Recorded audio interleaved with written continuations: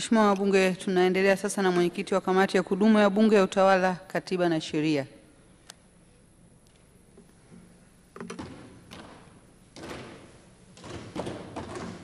Mheshimiwa Florent Kiumbu kwa niaba ya mwenyekiti ambaye ni makamu mwenyekiti.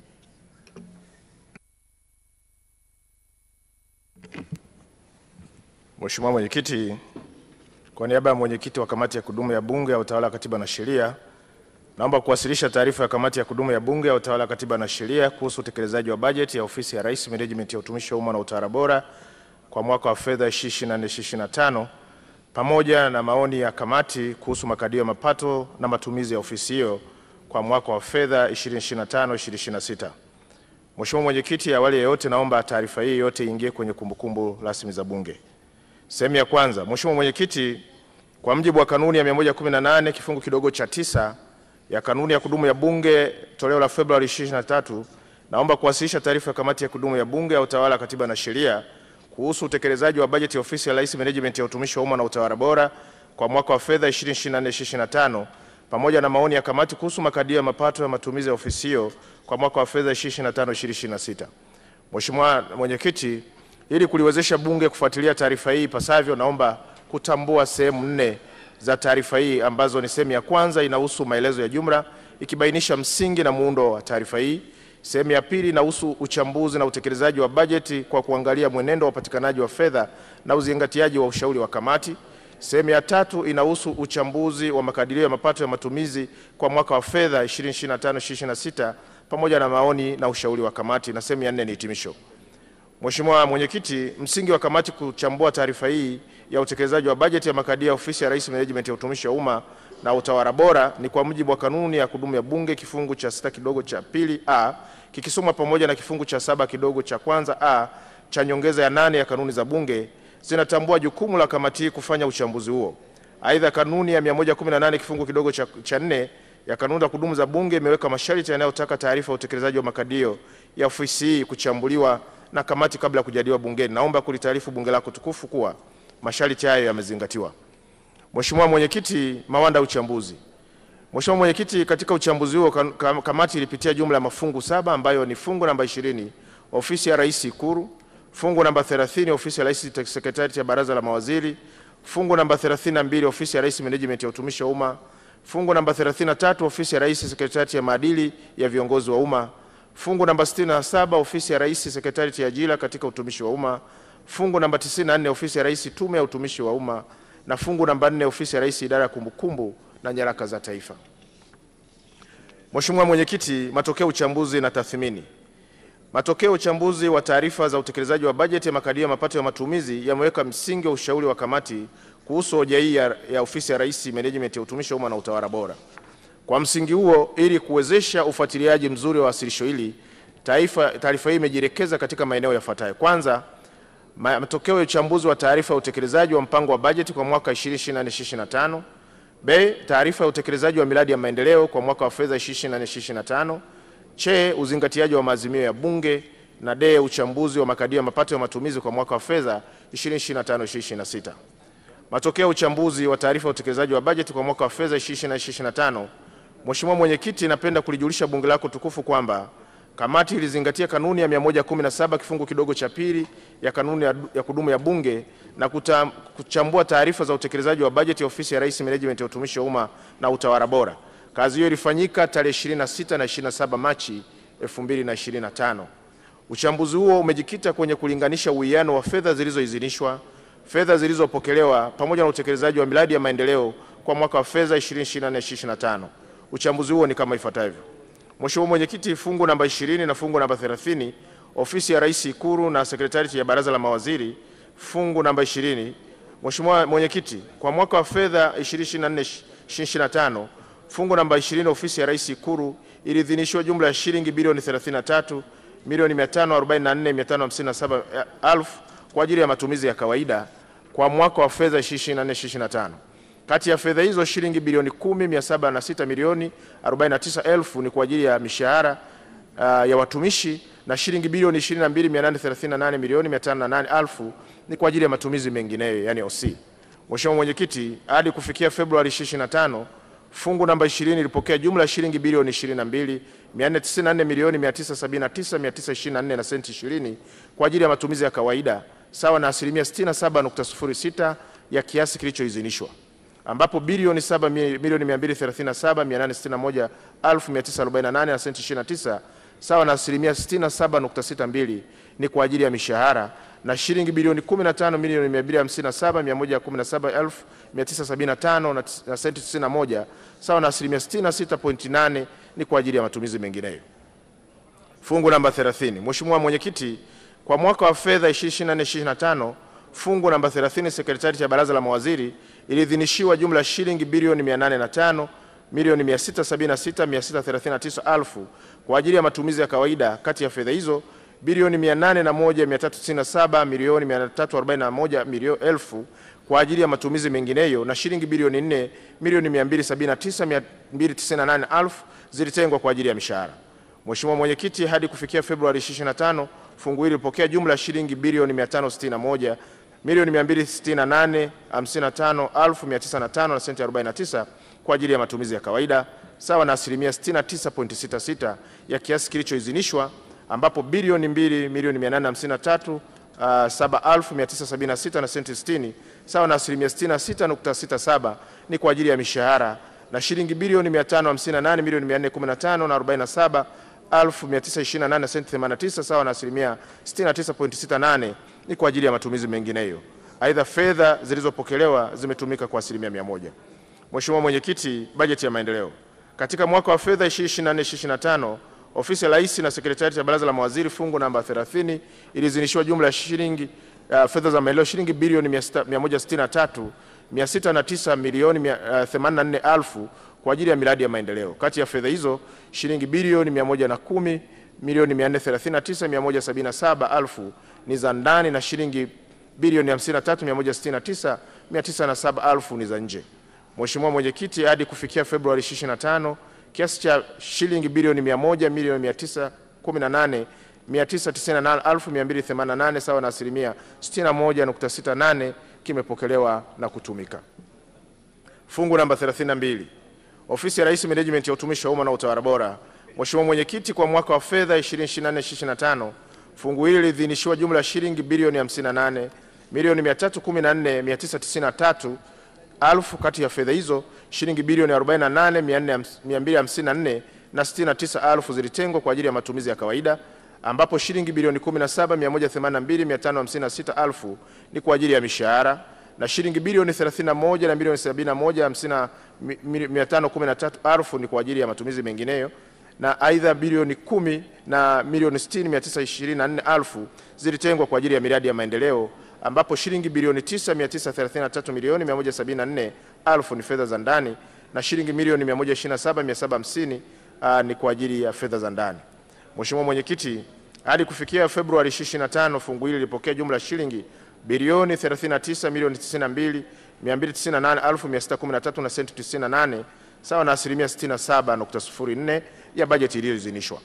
Kati ya fedha hizo shilingi bilioni 34,116,184,613 na senti 98 sawa na asilimia 70.70 zilipokelewa kwa ajili ya matumizi ya kawaida, ambapo shilingi bilioni 24,153,262,300 na senti 37 sawa na asilimia 77 zilipokelewa kwa ajili ya matumizi mengineyo, na shilingi bilioni 9,962,922,313 na senti 61 sawa na asilimia 57.98 zilipokelewa kwa ajili ya mishahara. Aidha, shilingi bilioni 4,976 na 114,000 sawa na asilimia 49.46 zilipokelewa kwa ajili ya miradi ya maendeleo. Fungu namba 33 Ofisi ya Rais, Sekretarieti ya Madini na Viongozi wa Umma. Mheshimiwa Mwenyekiti, kwa mwaka wa fedha 2024/2025 fungu hili liliidhinishiwa jumla shilingi bilioni 13,142,650,000 kwa ajili ya matumizi ya Ofisi ya Rais, Sekretarieti ya Viongozi wa Umma. Kati ya fedha hizo shilingi bilioni 11,642,650,000 zilitengwa kwa ajili ya matumizi ya kawaida, ambapo shilingi bilioni 7,869,966,000 zilitengwa kwa ajili ya matumizi mengineyo. Aidha, shilingi bilioni 3,772,684,000 zilitengwa kwa ajili ya mishahara, Aidha, shilingi bilioni 1 na milioni 500 zilitengwa kwa ajili ya miradi ya maendeleo. Mheshimiwa Mwenyekiti, hadi kufikia Februari 2025, fungu hili lilipokea jumla ya shilingi bilioni 7,624 milioni 797,245 na senti 65 sawa na asilimia 65, ambapo shilingi bilioni 5 milioni 339,169 na 305 na senti 65 zilipokelewa kwa ajili ya matumizi mengineyo, na shilingi bilioni 2 milioni 885 627 na 940 zilipokelewa kwa ajili ya mishahara, na shilingi milioni 426 78,837 na senti 48 zilipokelewa kwa ajili ya miradi ya maendeleo. Fungu namba 67. Mheshimiwa Mwenyekiti, Ofisi ya Rais, Sekretarieti ya Ajira na Utumishi katika Utumishi wa Umma.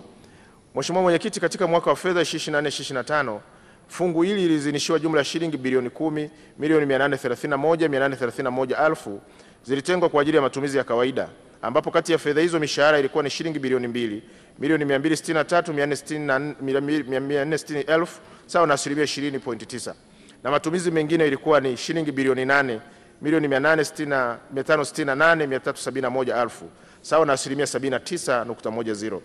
Aidha, bilioni 2 milioni 348 na 47,000 zilitengwa kwa ajili ya miradi ya maendeleo. Mheshimiwa Mwenyekiti, hadi kufikia Februari 2025 fungu hili lilipokea jumla ya shilingi bilioni 5 milioni 54,476,665 na senti 27 sawa na asilimia 46.66 zilizopokelewa kwa ajili ya matumizi ya kawaida, ambapo bilioni 5 milioni 54,476,665 na nukta 27 sawa na asilimia 100 kwa ajili ya mishahara, na shilingi bilioni 3 milioni 756,57,675.03 sawa na asilimia 43.84 ni kwa ajili ya matumizi ya kawaida.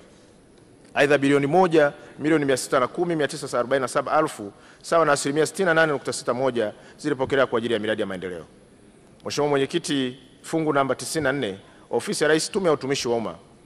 Mheshimiwa Mwenyekiti, katika mwaka wa fedha 2024 Ofisi ya Rais, Tume ya Utumishi wa Umma ilitengewa jumla ya shilingi bilioni 9 milioni 240,889,000 kwa ajili ya matumizi ya kawaida na miradi ya maendeleo, ambapo kati ya fedha hizo shilingi bilioni 8 milioni 740,713,000 zilitengwa kwa ajili ya matumizi ya kawaida, na shilingi bilioni 6 milioni kati ya hizo bilioni 6 milioni 304,687,000 zilitengwa kwa ajili ya matumizi mengineyo, na shilingi bilioni 2 milioni 436 na 26,000 zilitengwa kwa ajili ya mishahara. Aidha, fungu hili liliidhinishiwa jumla ya shilingi milioni 500,176,000 fedha za ndani kwa ajili ya miradi ya maendeleo. Mheshimiwa Mwenyekiti, hadi kufikia Februari 2025 fungu hili lilipokea jumla ya shilingi bilioni 6 milioni 92,509,505 sawa na asilimia 69.7 zilizopokelewa kwa ajili ya matumizi ya kawaida, ambapo shilingi bilioni 1 milioni 452,996,744 sawa na asilimia 59.6 ni kwa ajili ya mishahara, na shilingi bilioni 4 milioni 639,512,761 sawa na asilimia 73.6 ni kwa ajili ya matumizi ya kawaida.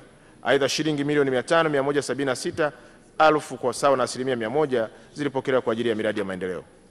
Fungu namba 4, Ofisi ya Rais, Idara ya Kumbukumbu na Nyaraka za Taifa. Mheshimiwa Mwenyekiti, kwa mwaka wa fedha 2024/2025 fungu hili liliidhinishiwa jumla ya shilingi bilioni 4 milioni 65,13,000 zilitengwa kwa ajili ya matumizi ya kawaida, ambapo bilioni 2 milioni 520,394,000 zilitengwa kwa ajili ya matumizi mengineyo, na shilingi bilioni 1 milioni 544,619,000 zilitengwa kwa ajili ya mishahara. Aidha, shilingi milioni 295,746,000 zilitengwa kwa ajili ya miradi ya maendeleo.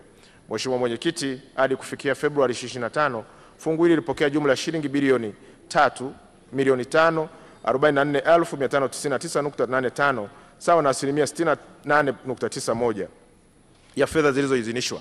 Kati ya fedha hizo bilioni 2 milioni 885,44,599 na senti 85 sawa na asilimia 70.97 zilipokelewa kwa ajili ya matumizi ya kawaida, ambapo milioni 940,361,000 zilipokelewa kwa ajili ya mishahara, na shilingi bilioni 1 milioni 944,683,599 na senti 85 zilipokelewa kwa ajili ya matumizi mengineyo. Aidha, milioni 120 sawa na asilimia 40.58 zilipokelewa kwa ajili ya miradi ya maendeleo. Mheshimiwa Mwenyekiti, uchambuzi wa upatikanaji wa fedha hizo unaonyesha kwamba kwa ujumla Ofisi ya Rais, Management ya Utumishi wa Umma na Utawala Bora iliidhinishiwa jumla ya shilingi bilioni 934 milioni 316,396,000 kwa mwaka wa fedha 2024 2025 hadi kufikia Februari 2025, ofisi hii ilipokea jumla ya shilingi bilioni 622 milioni 159,677,514 na senti 44 sawa na asilimia 66.6 ya bajeti iliyoidhinishwa na Bunge. B. Taasisi 5 kati ya taasisi 7 za ofisi hii zilifanikiwa kupata kiasi cha fedha ambacho kinaendana na uwiano wa upatikanaji wa fedha kwa asilimia 66.6 hadi kufikia Februari 2025. C. Ofisi hii pia inaweza kukusanya maduhuli kupitia taasisi zinazofanya biashara kama vile wakala wa ndege za serikali anayekodisha ndege zake kwa kampuni ya ndege Tanzania ATCL. Mheshimiwa Mwenyekiti, kwa uchambuzi huo kamati ina maoni kwamba mwenendo wa upatikanaji wa fedha kwa ujumla ni wa kuridhisha. Hata hivyo, kamati inaishauri serikali ihakikishe kwamba fedha zote zilizoidhinishwa na Bunge kwa ajili ya taasisi zilizoko chini ya ofisi hii zinapatikana kabla ya kuisha kwa mwaka wa fedha 2024-2025. Mheshimiwa Mwenyekiti, mchanganuo wa fedha hizo kwa taasisi zilizoko chini ya ofisi ya Rais Management ya Utumishi wa Umma na Utawala Bora ni kama inavyoonyeshwa katika jedwali namba 1 na jedwali namba 2 yaliyopo kwenye taarifa hii. Utekelezaji wa mipango na majukumu ya ofisi ya Rais. Mheshimiwa Mwenyekiti, bajeti iliyoidhinishwa kwa mwaka wa fedha 2024-2025 ililenga kufanikisha utekelezaji wa mipango na majukumu ya ofisi ya Rais, Management ya Utumishi wa Umma na Utawala Bora na taasisi zilizopo chini ya ofisi hiyo. Ili kuliwezesha Bunge kujiridhisha na mwenendo wa matumizi unayohakisi madhumuni ya kuidhinishwa bajeti hiyo, kamati ilichambua utekelezaji wa mipango na majukumu ya wizara hii. Mheshimiwa Mwenyekiti, naomba kulijulisha Bunge lako tukufu kuwa kwa kiasi kikubwa utekelezaji wa bajeti umezingatia mipango na majukumu yaliyoombewa fedha. Aidha, ofisi hii ilitumia fedha zilizopatikana kusimamia na kuimarisha misingi ya utawala bora. Mheshimiwa Mwenyekiti, kutokana na hali hiyo, kamati inampongeza kwa dhati Mheshimiwa Dr. Samia Suluhu Hassan, Rais wa Jamhuri ya Muungano wa Tanzania na Amiri Jeshi Mkuu kwa usimamizi madhubuti wa utawala bora nchini. Ni maoni ya kamati kuwa usimamizi na uratibu wa shughuli za utumishi wa umma umeimarika sana katika misingi ya haki, uwajibikaji, utawala bora, hali ambayo imeendelea kuipandisha nchi yetu katika medani za utawala bora Afrika na duniani kote. Utathmini ya utekelezaji wa miradi ya maendeleo. Mheshimiwa Mwenyekiti, kwa mwaka wa fedha 2024-2025 ofisi hii ilitengewa jumla ya shilingi bilioni 178 milioni 313,977,000 kwa ajili ya miradi ya maendeleo. Hadi kufikia Februari 2025 ofisi hii ilipokea jumla ya shilingi bilioni 108 milioni 553,314,125 na senti 48 ya fedha za maendeleo sawa na asilimia 60.88 ya fedha za maendeleo zilizoidhinishwa. Mheshimiwa Mwenyekiti, kamati ilitembelea miradi minne inayosimamiwa na wizara na kuchambua utekelezaji wa miradi hiyo kama ifuatavyo. Mradi namba 6220 mfuko wa maendeleo ya jamii TASAF. Ujenzi wa madarasa ya Bagamoyo Mwavi. Mheshimiwa Mwenyekiti, kwa mwaka wa fedha 2024-2025 mradi huu ulitengewa jumla ya shilingi milioni 203,511,528 senti 74 kwa ajili ya utekelezaji wa ujenzi wa madarasa manne, matundu 6 ya vyoo na ujenzi wa ofisi ya walimu. Kamati ilielezwa kuwa mradi huu unatekelezwa kwa wanufaika 150 ambao ni wanafunzi wa shule ya msingi na wanafunzi 31 ambao ni wanafunzi wa shule ya awali wanaolazimika kutembea umbali mrefu kutoka vitongoji vya Kudibaha na Senganga ili kuitafuta elimu. Mheshimiwa Mwenyekiti, mradi huu unatekelezwa na TASAF katika kijiji cha Mwavi, halmashauri ya wilaya ya Bagamoyo, mkoa wa Pwani. Mheshimiwa Mwenyekiti, hadi kufikia Februari 2025 mradi umepokea kiasi cha shilingi milioni 139,479,416 na senti 11 sawa na asilimia 68.54 ya gharama za mradi. Kamati ilielezwa kuwa hakuna madai yoyote ya mkandarasi yaliyowasilishwa. Aidha, utekelezaji wa ujenzi wa mradi huo mpaka wakati kamati inatembelea ulikuwa umefikia asilimia 38. B. Ujenzi wa madarasa na jengo la utawala Muheza kupitia TASAF. Mheshimiwa Mwenyekiti, kamati ilielezwa kuwa shule ilipokea kiasi cha shilingi milioni 347,622,637 na senti 84 kwa ajili ya ujenzi wa vyumba 6 vya madarasa, ofisi 3 za walimu, matundu 12 ya vyoo na jengo la utawala ambao utawezesha walengwa kupata mazingira mazuri ya kujifunza na walimu kufundishia. Mheshimiwa Mwenyekiti, mradi huo umekamilika kwa asilimia 100 ukiwa umeshatumia kiasi chote cha fedha kama ilivyoidhinishwa. Aidha, kamati ilielezwa kuwa mradi umekabidhiwa kwa serikali ya kijiji chini ya uangalizi wa shule ya sekondari Magira. Mheshimiwa Mwenyekiti, mchanganuo wa fedha na matumizi ya fedha hizo unaonekana katika jedwali namba 3 hapa chini ambapo limeambatishwa pamoja na picha za mradi huo kama zinavyoonekana kwenye taarifa hii. Mheshimiwa Mwenyekiti, baada ya kamati kukagua mradi huu na kukutana na wanufaika wa TASAF, kamati ilipokea shukurani za dhati zilizoelekezwa kwa Mheshimiwa Rais wa Jamhuri ya Muungano wa Tanzania Dr. Samia Suluhu Hassan na serikali yake kwa ujumla kwa kuboresha miundombinu ya elimu nchini. Aidha, kamati ilibaini kuwa miundombinu mibovu ya majengo ya shule ilikuwa ni changamoto iliyosababisha wanufaika hao kuwa na mahudhurio hafifu shuleni na ufaulu wa wanafunzi kutokuwa mzuri.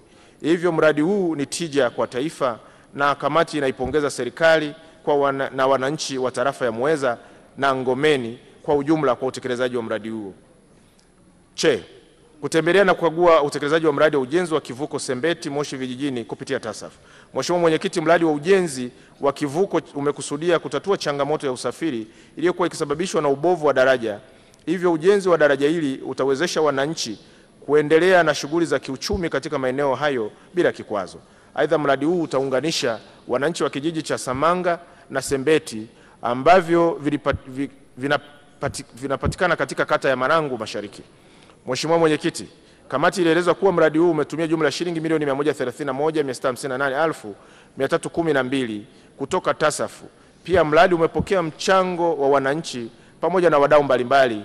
Hii ni kutokana na masharti ya miradi ya TASAF kuwa na sharti la jamii kuchangia 10% ya gharama ya mradi kwa kutoa fedha au mahitaji yanayopatikana kwa urahisi katika eneo husika. Mradi huu umekamilika kwa 93% na umekabidhiwa kwa wananchi, na 7% iliyobaki ni kukarabati wa mfereji wa asili wa kupitisha maji ambao uliathiriwa na maporomoko ya udongo wakati wa utekelezaji. Mheshimiwa Mwenyekiti, kamati inawapongeza wananchi wa Sembeti, Samanga na serikali kwa ujumla kwa utekelezaji mzuri wa mradi huo. Viambatisho vya ujenzi wa daraja hilo vinaonekana katika picha namba 4 na namba 6 kuonyesha hali ya daraja ilivyokuwa awali hivyo na ilivyo kwa sasa. Mheshimiwa Mwenyekiti, picha namba 4 inaonyesha muonekano wa daraja kabla ya mradi na picha namba 5 inaonyesha picha ya daraja baada ya utekelezaji wa mradi kama zinavyoonekana kwenye taarifa hii. Mradi namba 6203, ujenzi wa jengo la ofisi ya TAKUKURU wilaya ya Rombo. Mheshimiwa Mwenyekiti, kamati ilielezwa kuwa mradi ulipokea kiasi cha shilingi milioni 299,969,119.9 kwa ajili ya ujenzi wa jengo la ofisi ya TAKUKURU Rombo hadi kukamilika kwake. Mradi umetumia kiasi cha shilingi milioni 290,187,386.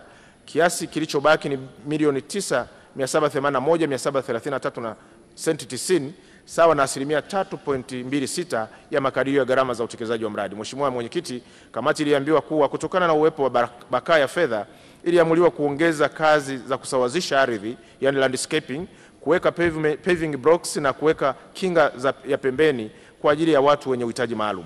Aidha, kutokana na kuongezeka kwa kazi za nyongeza, mradi ulipokea nyongeza ya shilingi milioni 20,941,431 ili ziweze kukamilisha mradi huo. Mradi huo umekamilika kwa 100% ukiwa umeshatumia kiasi chote cha fedha. Mradi huo utaiwezesha ofisi hii katika mapambano dhidi ya rushwa. Uzingatiaji wa ushauri wa kamati. Mheshimiwa Mwenyekiti, wakati wa kupitia na kuidhinisha makadirio ya mapato ya matumizi ya ofisi ya Rais, Management ya utumishi wa umma na utawala bora kwa mwaka wa fedha 2025/2026, kamati ilitoa maoni na ushauri katika maeneo 12. Napenda kulitaarifu bunge lako tukufu kuwa kiasi kikubwa ushauri wa kamati umezingatiwa. Uchambuzi wa makadirio ya mapato na matumizi kwa mwaka wa fedha 2025/2026. Mheshimiwa Mwenyekiti, kanuni za kudumu za bunge zimetambua umuhimu na uzoefu unaopatikana katika mwaka unaoisha ili kuchambua makadirio ya mapato na matumizi kwa mwaka wa fedha unaofuata kama inavyoelekezwa katika kanuni ya 117 kifungu kidogo cha pili ya kanuni za bunge. Kamati imezingatia umuhimu huo na masharti ya kanuni za bunge kwa kuchambua makadirio ya mapato ya matumizi kwa mwaka wa fedha 2024/2025 kama ifuatavyo.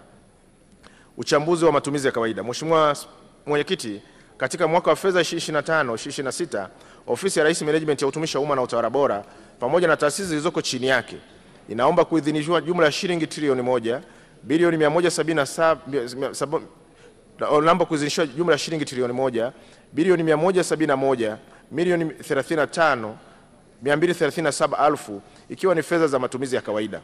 Mheshimiwa Mwenyekiti, bajeti ya matumizi ya kawaida ya mwaka wa fedha 2025/2026 imeongezeka kwa 25.54% ukilinganisha na mwaka wa fedha unaoisha ambao bajeti ya matumizi ya kawaida ilikuwa ni bilioni 932 milioni 816,396,000. Kamati imebaini ongezeko kubwa la bajeti, hivyo ni maoni ya kamati kuwa serikali ipange bajeti kulingana na mahitaji halisi.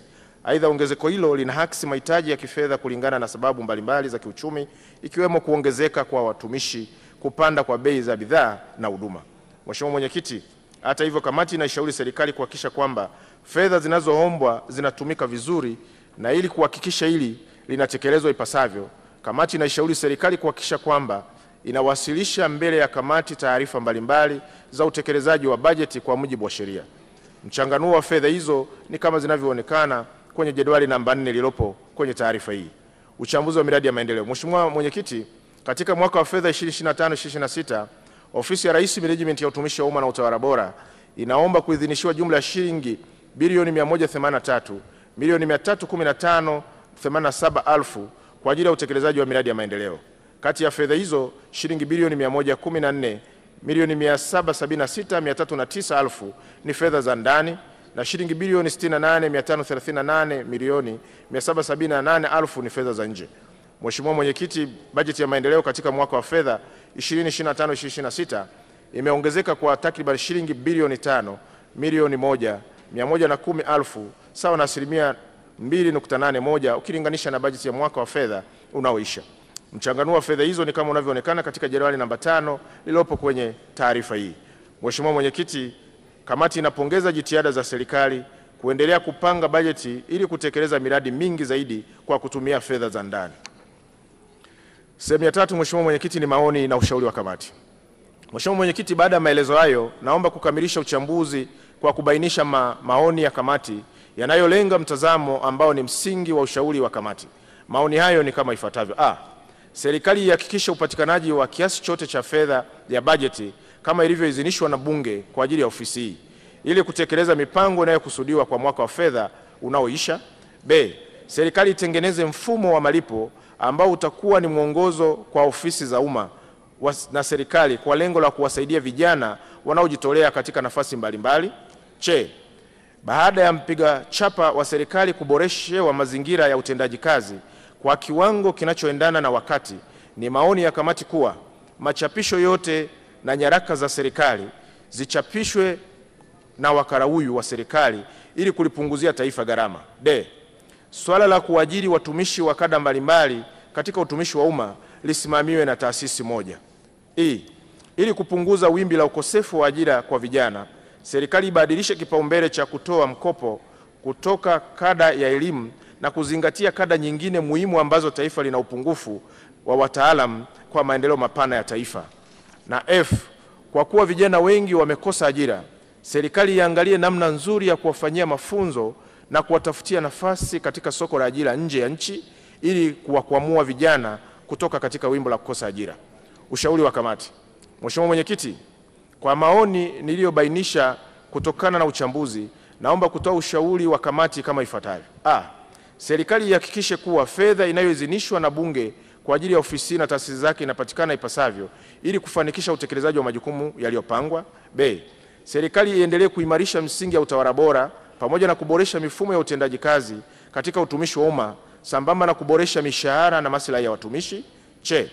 Serikali iendelee kusimamia na kutoa mafunzo maalum ya mara kwa mara kwa watumishi wa umma ili kuwezesha utendaji kazi unaozingatia weledi na ustadi mkubwa. D. Ili kuondoa tatizo la kila taasisi kuajiri watumishi wake, serikali ihakikishe kuwa mifumo ya ajira inasomana na mamlaka ya kuajiri yanabaki kwa Sekretarieti ya Ajira katika utumishi wa umma. Serikali iboreshe mfumo wa kufanya usaili kwa njia ya mtandao, yani online aptitude test, ili maswali yaendane na nafasi za kazi zinazohitajika. Sehemu ya 4, hitimisho. Mheshimiwa Mwenyekiti, napenda kumshukuru Mheshimiwa Spika, Naibu Spika na wenye viti wote wa Bunge kwa uongozi wao na kutupatia nafasi ya kuwasilisha taarifa hii. Napenda kuwashukuru wajumbe wa kamati ya kudumu ya Bunge ya Utawala, Katiba na Sheria ambao maoni yao, ushauri na ushirikiano umewezesha kamati kutekeleza majukumu yake kwa ufanisi wa hali ya juu na hatimaye kukamilika kwa taarifa hii. Naomba majina yao yaingizwe kwenye taarifa rasmi za Bunge kama alivyowasilishwa. Mheshimiwa Mwenyekiti, kwa niaba ya wajumbe wa kamati, naomba nichukue fursa hii kumshukuru Mheshimiwa George Boniface Simbachawene, mbunge na waziri wa nchi ofisi ya Rais Management ya Utumishi wa Umma na Utawala Bora, kwa ushirikiano mkubwa ambao ameendelea kuipa kamati, pamoja na Mheshimiwa naibu waziri wake Mheshimiwa Deus Clement Sangu. Mheshimiwa Mwenyekiti, naomba pia niwashukuru watendaji wote wa Ofisi ya Rais Menejimenti ya Utumishi wa Umma na Utawala Bora pamoja na taasisi zake kwa ushirikiano waliotupatia kamati wakiongozwa na makatibu wakuu wa ofisi hiyo, ndugu Juma Selemani Mkomi, katibu mkuu wa Ofisi ya Rais Menejimenti ya Utumishi wa Umma na Utawala Bora, ndugu Majula Maendeka, katibu mkuu Ikuru, na wakuu wote wa taasisi ndani ya ofisi hii. Mheshimiwa Mwenyekiti, napenda pia kushukuru katibu wa Bunge Baraka Edfons Leonard kwa kuratibu vema shughuli za kamati na kamati na Bunge kwa mujibu wa katiba ya nchi. Aidha, kiupekee na washukuru Secretariat ya kamati kwa kuratibu shughuli za kamati na kufanikisha kukamilika kwa taarifa hii. Mheshimiwa Mwenyekiti, mwisho katika shukrani zangu kwa ruhusa yako, niwashukuru pia wananchi wa jimbo la Nkenge wilaya ya Misenyi kwa kuendelea kuniamini. Naomba waendelee kunituma na mimi niko tayari kuendelea kuwatumikia kwa ajili ya maendeleo ya jimbo la Nkenge wilaya ya Misenyi. Mheshimiwa Mwenyekiti, baada ya maelezo hayo sasa naliomba bunge lako tukufu likubali kujadili na kuidhinisha makadirio ya mapato na matumizi ya Ofisi ya Rais Menejimenti ya Utumishi wa Umma na Utawala Bora kwa mwaka wa fedha 2025/26 kama ilivyowasilishwa na mtoa hoja. Mheshimiwa Mwenyekiti, naomba kuwasilisha na naunga mkono hoja. Asante sana Makamu Mwenyekiti wa Kamati ya Utawala, Katiba na Sheria, Mheshimiwa Florent Kiombo.